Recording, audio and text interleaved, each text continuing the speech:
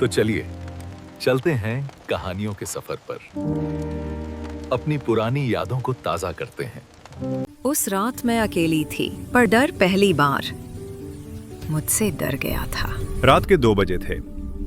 सरकारी दफ्तर की लाइट जल रही थी। एक महिला फाइलें पलट रही थी।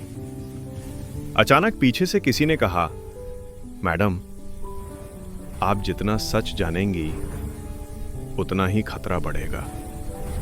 वो पलटी, बोली, सच से भागने का वक्त चला गया, अब लड़ने का है।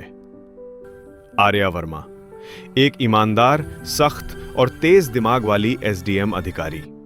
उसकी पहली पोस्टिंग थी नरसिंहपुर नाम के छोटे से जिले में। वो जानती थी कि यह जगह आसान नहीं है। यहां हर चीज राजनीति में फंसी थी, अस्पताल से लेकर राशन तक। आर्या ने सोचा था कि वो सिस्टम बदल देगी, पर उसे नहीं पता था कि यहां सिस्टम नहीं, एक जाल चलता है। पहले ही दिन उसे एक फाइल मिली। शिकायत थी, सरकारी अस्पताल में मरीजों से पैसे लिए जा रहे हैं और कई मौतें छिपाई गई हैं। आर्या ने फाइल पढ़ी, फिर अपने पीए से पूछा, इस पर कोई जांच क्यों नहीं हुई अब तक? पीए बोला, मैडम, यहां जो बोलता है उसका ट्रांसफर हो जाता है, सब सिस्टम समझते हैं।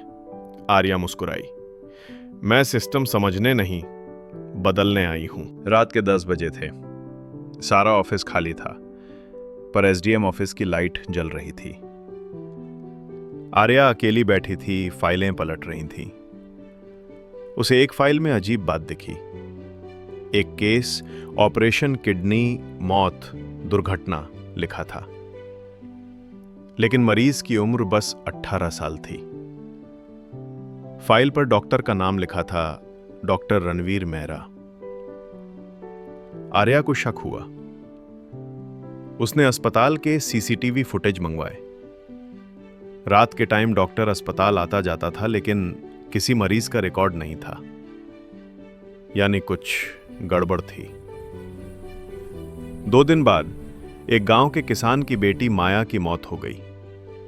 अस्पताल ने कहा सांप के काटने से मौत हुई है, लेकिन उसके पिता बोले, मैडम, मेरी बेटी ने मरने से पहले कहा था कि डॉक्टर उसे बार बार नींद की इंजेक्शन दे रहे थे, जबकि वो ठीक थी।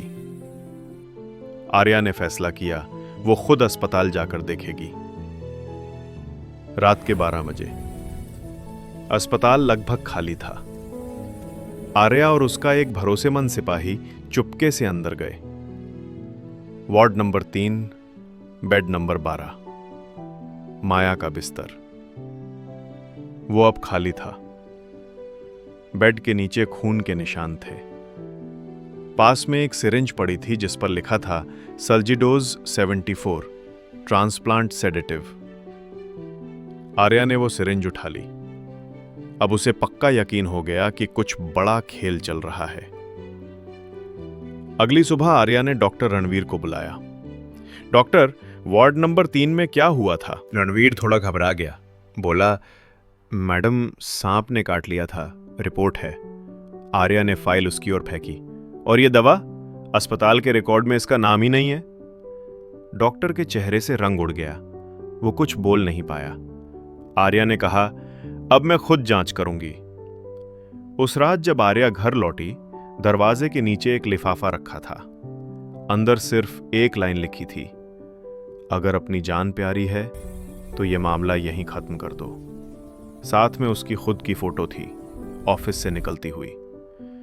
मैडम, ऊपर से ऑर्डर है, अस्पताल केस बंद कर दीजिए। आर्या ने कहा, ऊपर कौन है? जवाब मिला, बस समझ जाओ, यही तुम्हारे लिए बेहतर है। लेकिन आर्या झुकने वालों में नहीं थी। उसने तय किया, अब यह लड़ाई अकेले नहीं लड़ेगी। आर्या ने 2 भरोसेमंद लोगों को अपने साथ लिया, एक पुलिस इंस्पेक्टर विवेक और एक पत्रकार आरव। तीनों ने मिलकर एक गुप्त स्टिंग ऑपरेशन की योजना बनाई। नाम रखा ब्लड ट्रूथ। रात के 2 बजे अस्पताल के पिछले गेट पर कैमरे लगाए गए। थोड़ी देर बाद एक एम्बुलेंस आई। उसमें डॉक्टर, रणवीर और 2 अज्ञात आदमी थे। वो एक बिस्तर से किसी के शरीर से कुछ निकाल रहे थे।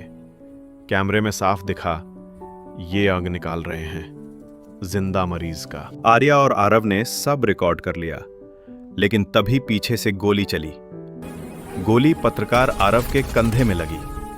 वो गिर पड़ा, पर कैमरा बच गया। अगले दिन मीडिया में खबर चली, एसडीएम आर्या पर झूठी जांच और अफवाह फैलाने का आरोप। उसका सस्पेंशन ऑर्डर जारी हो गया। पूरा सिस्टम उसके खिलाफ हो गया।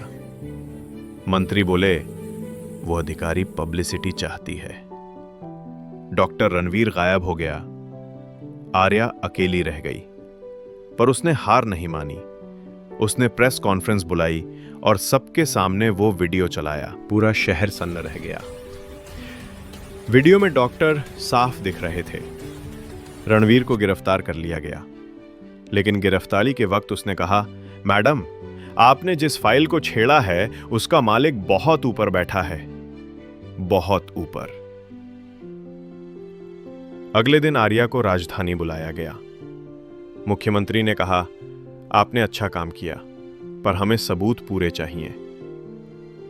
आर्या ने सारे सबूत सौंप दिए। बाहर निकली ही थी कि एक काली गाड़ी आकर रुकी।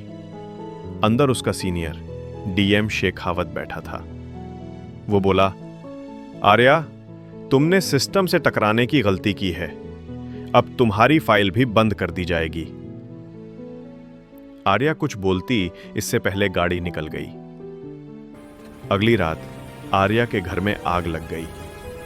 सारे दस्तावेज जल गए। मीडिया ने कहा, घरेलू शॉर्ट सर्किट। सरकार ने रिपोर्ट बंद कर दी। लोग बोले, एसडीएम आर्या ट्रांसफर होकर कहीं और गई है। पर कोई नहीं जानता था वो कहां है।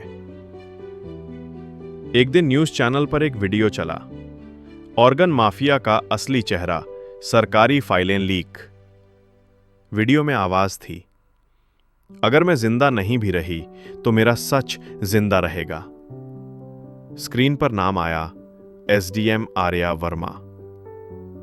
लोग हैरान थे, क्या वो जिंदा है या बस उसकी आवाज बची है। वीडियो के आखिर में बस एक लाइन लिखी थी, कभी कभी इंसाफ कोर्ट में नहीं, एक सरकारी फाइल में छिपा होता है। कहानी का संदेश, सच बोलने वालों को सिस्टम कुचलने की कोशिश करता है, लेकिन एक ईमानदार अधिकारी डर के आगे नहीं झुकती। जब फाइलें बोलती हैं तो पूरा सिस्टम हिल जाता है।